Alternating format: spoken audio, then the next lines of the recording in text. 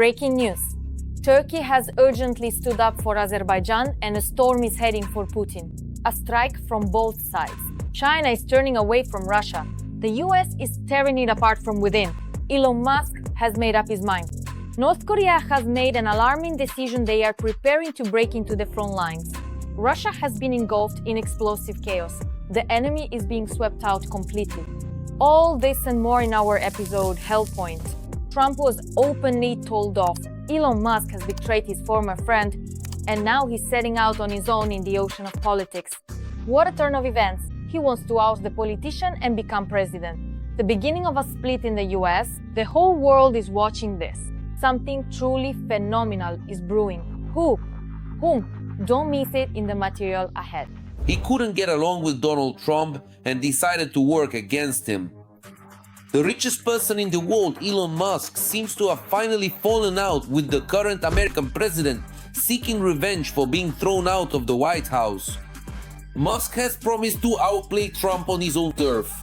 And now the founder of SpaceX and Tesla has announced on social media the creation of his own political party.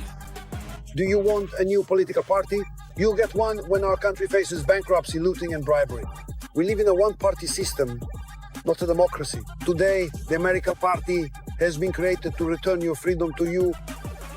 Elon Musk's bold announcement about creating his own political force came after a public spat with Trump. The two prominent billionaires profoundly disagreed on the truly great, beautiful and comprehensive tax law, and in particular, the significant possible increase of the United States' national debt. The president's idea was sharply criticized by the space pioneer and, according to experts, also became the main reason for the quarrel between him and the head of the White House. So look, Elon Musk went from saying, I will support the Trump candidate, to then stating, I won't get involved, and finally to asserting, I will support those who vote against Trump's bill. Not bad, right? During the public spat between the two billionaires on social media, Trump threatened Musk with the very Department of Efficiency that he himself had created in response to Musk's criticism. Perhaps the Department of Efficiency under Dodge should take a closer look at the government support Musk's companies have received. Elon probably receives more subsidies than anyone else in history by a wide margin. Without this support, he would likely have had to shut down his business and return to South Africa.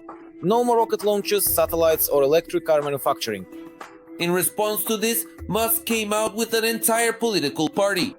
Not only that, he promised to outplay most of the congressmen who support Trump in the primaries next year. And this is despite the fact that just a year earlier, Elon personally supported Trump's election campaign, allocating almost $300 million to it, and headed the Department of Government Efficiency, which was created to reduce federal spending. Musk had weak, short-lived ties with the Republican Party.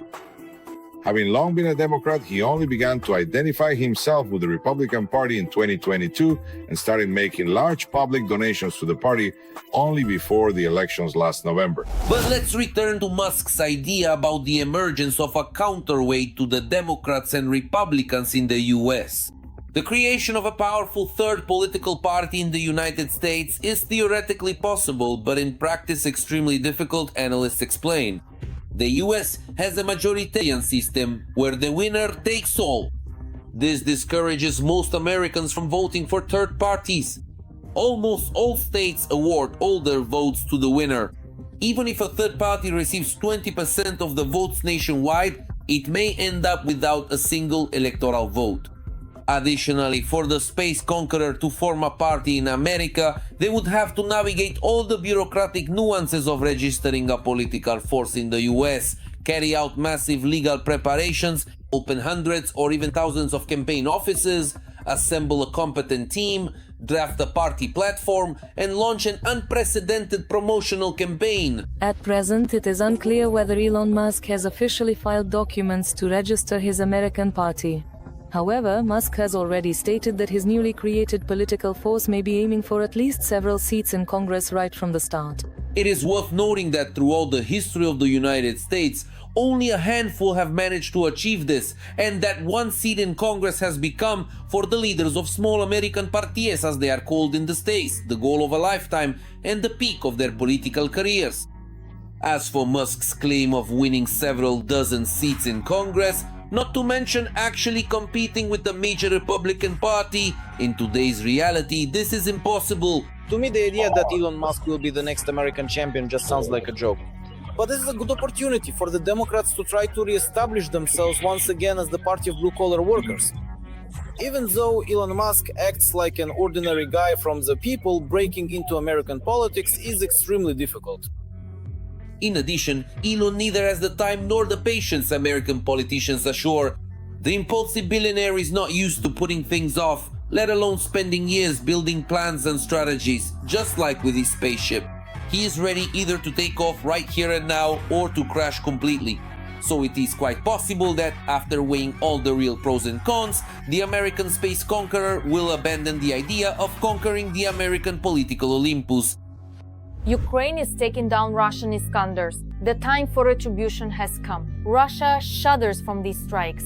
The wails can be heard hundreds of thousands of kilometers away. Factories, riverboats, and generals. A large-scale enemy war has begun. The army is on the verge of collapse. Soon, there simply won't be anyone left to command the troops. This is making the hair stand on end for the top commanders who are still alive. You can't miss this. Watch this just right now. Whoa! It's coming here! It's coming here! It's coming here! I thought it was a thunderstorm, but it's not a thunderstorm. We've got Kia, we've got Wia. Who? Are there any wounded? We're fighting back. Last week, Ukraine delivered the most powerful strike against Russian factories, infrastructure, and logistics. But perhaps the most painful blow for the enemy was struck at the Institute of Non-Ferrous Metals in Donetsk, because that was where the headquarters of the enemy's 8th Army was located. We've got Kia, we've got Wia. Who? Are there any wounded? Is help needed? It's a disaster here. Everything's a disaster. Of course, the enemy does not report its own losses, but experts are already predicting that the death of the entire army's command will not only deal a blow to the morale of its troops, but will also temporarily slow down the offensive and disrupt the command structure of the entire group. This commander and this army headquarters are responsible for the Pokrovsk direction, which is currently the hottest spot. I assume that in the short term this destruction could have an impact, specifically on Pokrovsk and Kostiantynivka, these two directions, plus the advance of the Russians towards Novopavlivka, Dnipropetrovsk region. There is no commander, no assigned tasks, no control over the tasks, no fulfillment of the assigned tasks. This week, the trusty HIMARS sent another of Putin's favorites to hail the former commander of the 155th Marine Brigade, Mikhail Gudkov. He personally gave orders to execute wounded Ukrainian prisoners of war. Since the spring of 2025, this newly minted general also held the position of Deputy Commander-in-Chief of the Russian Navy. A direct participant in combat operations. A direct participant in combat operations, Major General. Please, have a seat. What Major General Gudkov has achieved should be replicated in other units of the armed forces. Russian war correspondents are already whining that Gudkov took the entire command of the 155th Brigade with him to the next world. For some reason, no one is telling us that the entire leadership, the command of the 155th Brigade, has been killed. 4 shells landed precisely on target.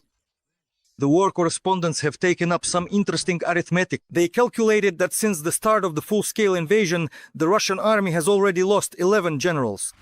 And this is what it looks like when a car burns after an explosion in the center of Moscow. Russians are reporting that in one of those cars, the head of the FSB's 5th service, a certain Alexei Komkov, is burning to death. His department is responsible for counterintelligence in the CIS countries. And this is Luhansk. Investigators are collecting the remains of the collaborator, the former so-called mayor of Luhansk, Manulis Pilavov, who chose to serve the occupiers. This week, a massive explosion also occurred near Luhansk. In Kharkiv, the enemy's military depots are burning hundreds, if not thousands, of tons of shells and mines that they were planning to launch at our cities. Explosions are also heard in Yasinuvata. Over there, at number 55, something is on fire. Good drones are even reaching the Moscow region. But the target isn't Moscow, it's the plant in Sergeyev Posad. As noted by the General Staff of the Armed Forces of Ukraine, the facility manufactures thermobaric charges for UAVs. I thought it was a thunderstorm, but it's not a thunderstorm. Here comes the second UAV, right by the station. It's burning now. A UAV struck Sergeyev Posad. Another one just flew by. On the night of the 3rd of July, units of the Ukrainian Armed Forces drone systems attacked the Energia plant in Lipetsk. This information was officially confirmed by the General Staff. It's flying, sounds like a moped, I think. There isn't a single window left at Energia, and all the cars are wrecked. This plant manufactures batteries and accumulators for Iskander-M missile systems and Kh-35 sea-launched cruise missiles. Since local residents recorded explosions at different times of day, it means the plant was bombed for a long time and with great determination. Production has been halted. There it is indeed. And these good drones reach all the way to Izevsk, and that's almost 1,500 kilometers from Ukraine. Oh my god, it's flaring up even more. It's just terrifying. What again? This military plant produces air defense systems and strike drones. Well, they used to produce them. The ceiling collapsed in the workshops, covering an area of 1,300 square meters. I would really ask you not to focus on the names of the enterprises like Izevsk Electromechanical or any other company. We are focusing specifically on the range of equipment in general, on the range of products that each enterprise manufactures. For example, last week we were actively focusing on enterprises involved in the production of components for battery packs, communication systems, guidance systems, some computing elements, electronic warfare, navigation, basically. All of this is important. So Ukraine is trying to destroy this. Drones are flying toward the Cheboksary Progress plant that's in Chuvashia. There, they manufacture antennas that the enemy uses in Shaheds, Iskander missiles, and glide bombs. Whoa, it's coming here, it's coming here, it's coming here. Wow, like that, unbelievable. And this is already very close to the Ukrainian border, the Azov optical mechanical plant.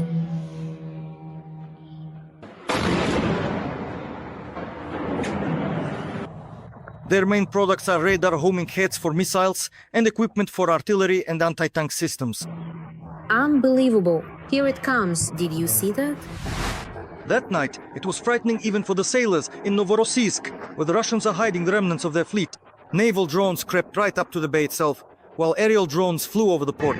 So far, all these strikes have been targeted. The armed forces have to carefully select each target. The main objective is to destroy or at least damage enemy factories that produce electronics and components for drones. And as usual, enemy military airfields and logistics are also under attack. Their logistics are stretched out, which makes them vulnerable. But there is another front.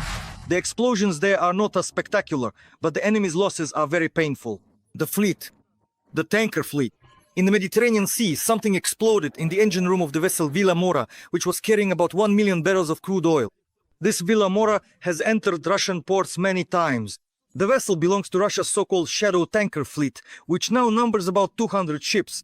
Recently, mysterious incidents have already put 5 shadow tankers out of commission.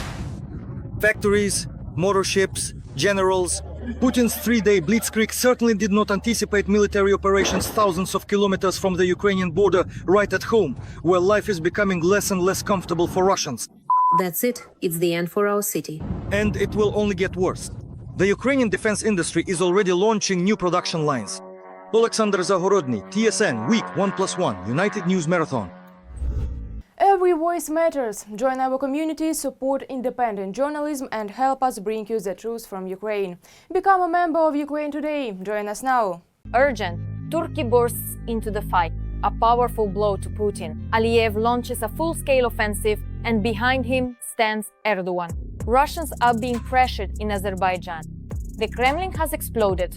Kremlin propagandists have raised the real outcry on their broadcasts and, as usual, are threatening to take Baku in 3 days. Details coming up. Erdogan is pressing on Putin's greatest fear. Turkey plans to deploy the largest NATO base right under the Kremlin's nose. A new blow to Putin. Azerbaijan is preparing to host a NATO base on its territory.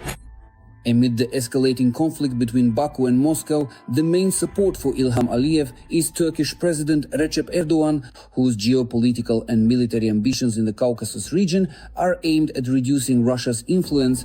Azerbaijan may potentially host the largest Turkish military base in the entire region. This decision needs to be made as soon as possible. It could even be leased to our other ally, the Pakistani Air Force, which possesses nuclear weapons. Both Pakistan, represented by Prime Minister Shehbaz Sharif, and Turkey, led by Erdogan, supported Aliyev during his visit to the summit of the Economic Cooperation Organization among Central Asian and Middle Eastern countries, which took place in Nagorno-Karabakh. Turkey, Azerbaijan, Pakistan. The leader of Turkey is determined. In mid-June, during a visit to the Azerbaijani city of Shusha, Baku and Ankara signed the Shusha Declaration on Allied Relations. The establishment of a Turkish military base in Azerbaijan does not go beyond the framework of the Shusha Declaration. I think further development and expansion are possible here. Much depends on the interim meetings and negotiations between Ilham Aliyev and Vladimir Putin. The allied document signed between Azerbaijan and Turkey in the city of Shusha provides for the regular holding of Joint Security Council meetings between the two countries, as well as for deepening the mutual integration of their armed forces and providing assistance to each other in the event of a threat to security or sovereignty. I won't even mention Turkey. That's their strategic partner who stands with them through thick and thin. And could Azerbaijan, in this case, completely refuse to cooperate with the Russian Federation while gaining full logistical access to export-import relations between Asia and Europe? I think so, that they do have such cards in their hand, to use Trump's language. Azerbaijan can very well bet on stronger players than the Russian Federation. And here we shouldn't forget that earlier Baku placed its bet on Ankara in its confrontation with Armenia, and it wasn't mistaken. The president of Azerbaijan, Mr. Ilham Aliyev, briefly expressed his attitude towards the Azerbaijani army. He explicitly stated the Azerbaijani army will receive absolutely everything it comprehensively needs. By diligently putting into practical application what was precisely articulated by the esteemed Supreme Commander-in-Chief, the Azerbaijani army underwent another significant stage of profound development following the recent war. Consequently, the critically important Shusha Declaration was meticulously drawn up and formally established. The Azerbaijani army was tasked by the Supreme Commander-in-Chief to develop according to the Turkish model. While Moscow was confidently abandoning its Armenian ally in Nagorno-Karabakh, Ilham Aliyev, with active support from Erdogan, achieved a historic victory. In Ankara, Baku purchased dozens of T-300 and TRLG-230 multiple launch rocket systems, 500 Cobra and Cobra 2 combat reconnaissance vehicles, as well as hundreds of Bayraktar drones, which the Azerbaijani armed forces actively used to destroy their enemy.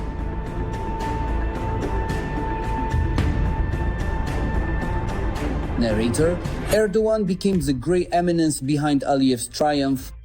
In Karabakh, Turkey provided him with active political and military support. Equipment, reconnaissance and strike drones, Turkish instructors training the Azerbaijani armed forces. Baku experienced firsthand that with the support of the Turkish president, Azerbaijan need not fear either its pro-Russian neighbors or the Russian so-called peacekeeping army. Yulia Yermolenko, China has shocked every there is a decision regarding Ukraine. Russia rejoiced. But it's too soon for that. Everything could turn against it. Beijing is playing a double game. An ally could break away at any moment and seriously put pressure on Moscow. Putin is already starting to get nervous. China's policy in Europe is reaching a new level. What is known about it? More on this in the following report. Narrator: China is becoming an open ally of Russia. The reason for such disappointing conclusions was the oldest English-language newspaper in Hong Kong, whose journalists managed to find out what Chinese Foreign Minister Wang Yi discussed during recent talks with the European Union's chief diplomat. Sergei Lukyanenko. According to several people familiar with the course of the negotiations, Chinese Foreign Minister Wang Yi told the EU's chief diplomat that Beijing does not want Russia to lose the war in Ukraine. Narrator: and although China officially continues to claim that it is not a party to the Ukrainian-Russian conflict, the bold statement by the Chinese foreign minister suggests otherwise. Anton Gerasimchuk. Putin is launching, let's say, a verbal offensive. He's calling here and there, telling everyone that under no circumstances will he stop the war. And he's asking China for help. Chinese Foreign Minister Wang Yi arrives in Brussels and announces the same thing there, that a defeat is not in their interest. Narrator: however, as they like to say across the border, things aren't so clear-cut. No matter how much Putin would like to count the great and powerful China among his allies, In the Russia-Ukraine war, the Middle Kingdom is pursuing purely self-serving goals, and friendship with the Russian dictator is definitely not one of them. Serhiy Lukyanenko. During a closed-door meeting with Kallas, the head of China's Ministry of Foreign Affairs stated that a Russian defeat is unacceptable for Beijing. According to sources, Wang explained this position by expressing concerns that the United States would then shift its full attention to China. Narrator.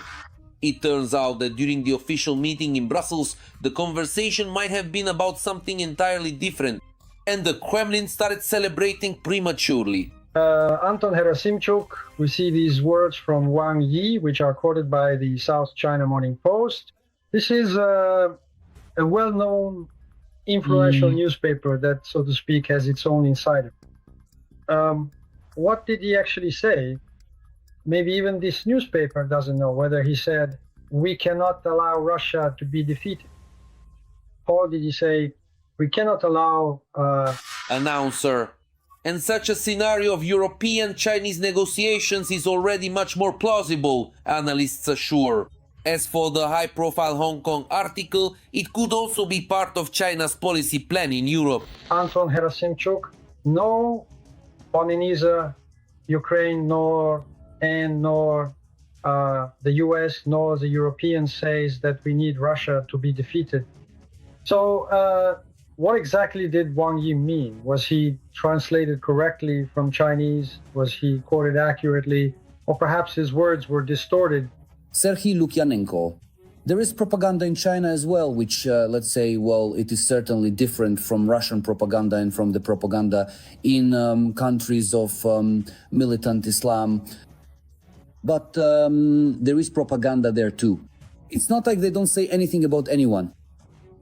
No, there's definitely propaganda there too, and quite a lot of it.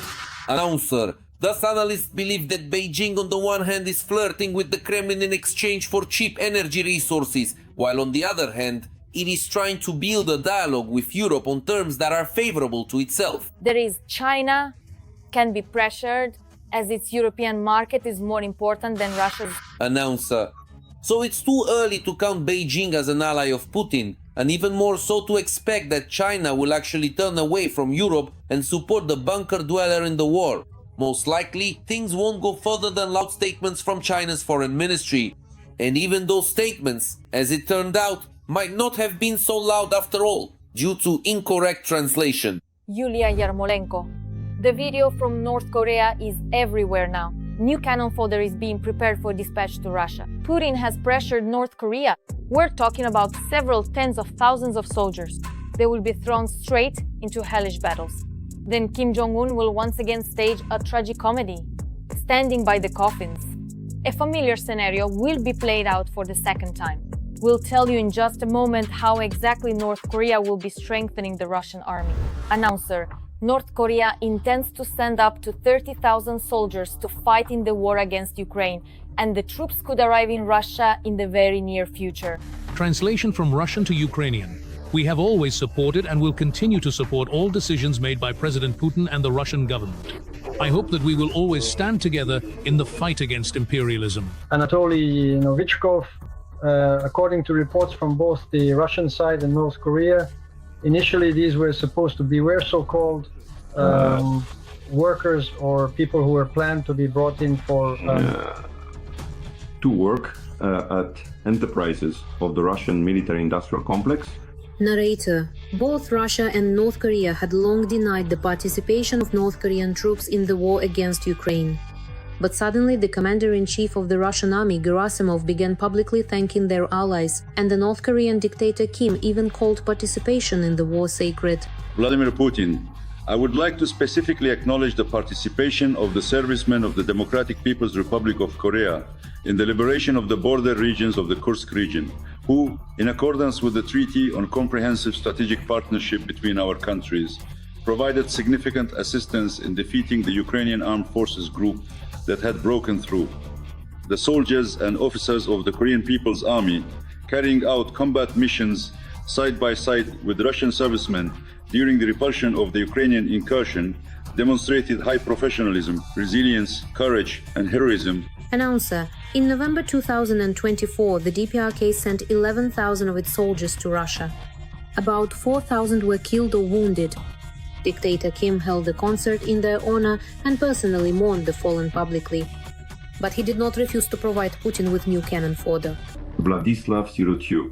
Kim fully understands the price of human life and is willing to pay it for the chance to acquire technologies to develop his own military-industrial complex, as well as to obtain material and technical resources from the Russian Federation. Man, this is a provocation that seriously threatens not only the security of the Korean Peninsula and Europe, but the entire world. Announcer. There is an alliance treaty between Russia and North Korea, but it does not provide for invading other sovereign country only for defense. Vladimir Putin. The Comprehensive Partnership Treaty signed today provides, among other things, for mutual assistance in the event of aggression against one of the parties to this document. Vladislav Sirotyuk. What this means is that DPRK military personnel may be involved in repelling external aggression, but only on the territory of the Russian Federation. That was up until the very last moment, the red lines that Moscow, not Pyongyang, I emphasize Moscow, did not cross. Announcer. That's why experts assume that there will be no North Koreans on Ukrainian territory. They will serve as replacements for soldiers within Russia itself. Vladislav Sirotyuk. And this group, which will number at least 30,000, will be used directly for A. Pushing out the units of the Ukrainian defense forces from the Kursk and Belgorod regions, B. Freeing up operational reserves of the armed forces of the Russian Federation so they can be redeployed to Ukrainian territory in the Sumy and Kharkiv regions. These scenarios are plausible. The possibility of North Korea's involvement, North Korean military personnel taking part in active combat operations on Ukrainian territory, well, at this moment I would not consider it. Narrator. It's obvious that the Russian dictator has no intention of stopping, and he absolutely doesn't care who dies or how many people die for his criminal ambitions. Narrator. And that's not all. This was me, Darina Hutsakalo. Even more hellish news in our next broadcast. And in the meantime, don't forget to subscribe and hit the like button. See you soon.